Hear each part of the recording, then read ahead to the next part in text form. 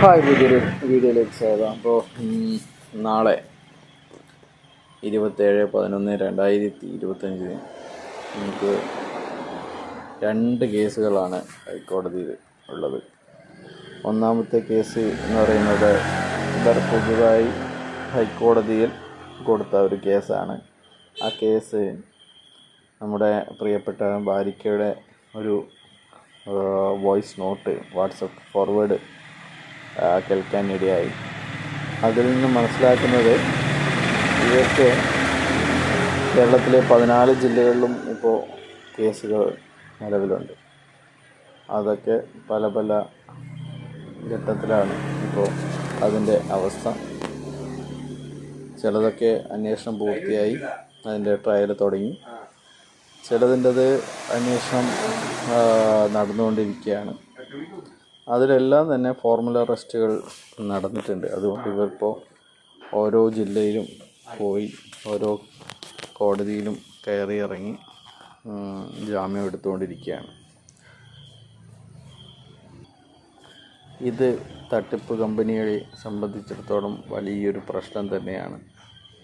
അവർക്ക് ഇത് 2-3 വർഷം ഒരുപക്ഷെ ഇതിൻ്റെ ട്രയലിന് വേണ്ടി കേരളത്തിലെ എല്ലാ ജില്ലയിലും എല്ലാ കോടതിയിലും ഇതുപോലെ ഹാജരാവേണ്ടിയും അതിൻ്റെ കാര്യങ്ങൾ ട്രയൽ നടത്തേണ്ടതും ആവശ്യമാണ്.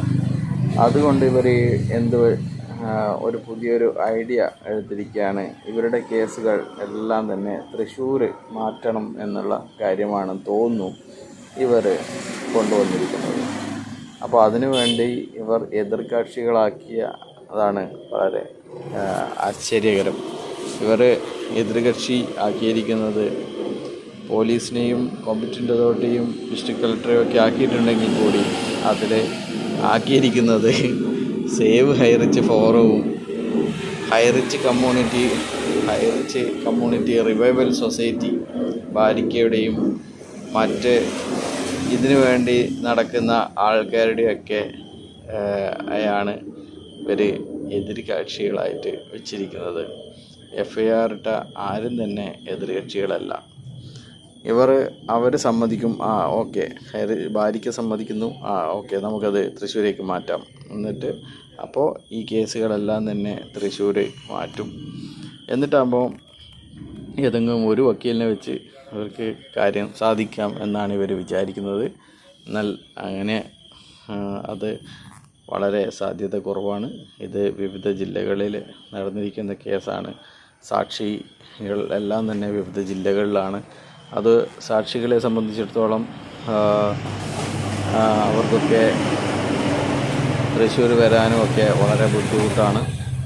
വളരെ കുറവ് കേസുകൾ മാത്രമാണ് തൃശ്ശൂർ രജിസ്റ്റർ ചെയ്തിരിക്കുന്നത്. ഇവരുടെ തട്ടിപ്പ് തൃശ്ശൂർകാർക്ക് മുൻ പരിചയമുള്ളത് കൊണ്ട് തൃശ്ശൂർകാർ ഇതിൽ കുറച്ച് ആൾക്കാർ മാത്രമേ പെട്ടിട്ടുള്ളൂ എന്ന് പറയാം. കണ്ണൂർ, കോഴിക്കോട് ഒക്കെ കാസർഗോഡ് ഒക്കെയുള്ള ആൾക്കാരാണ് കൂടുതലും എല്ലാ ആൾക്കാരാണ് കൂടുതലും FIR രജിസ്റ്റർ ചെയ്തിരിക്കുന്നത്. ഇത് കഴിഞ്ഞ ദിവസം കോടതിയിലല്ല ചേംബറിൽ പോയിട്ട് ഇങ്ങനെ ഒരു അപേക്ഷ നൽകി. ഇങ്ങനെ കഴിഞ്ഞ ദിവസത്തെ ആ ഒരു ജാള്യത മറക്കാൻ വേണ്ടി ആണ് ഇങ്ങനെ ഒരു കേസ് അന്ന് തന്നെ കൊടുത്തിരിക്കുന്നത്. ഇപ്പോൾ ഇന്നത് ഡോക്ടർ കൗസർ എടപ്പുറത്തിൻ്റെ ബെഞ്ചിലേക്ക് മാറ്റിയിട്ടുണ്ട്.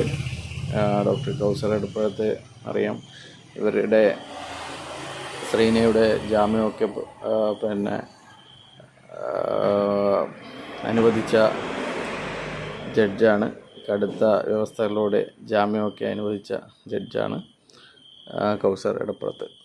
അപ്പോൾ എന്തായാലും കാത്തിരുന്ന് കാണാം ഇവരുടെ ഈ കേസിൻ്റെ വിധി എന്താവുമെന്ന്.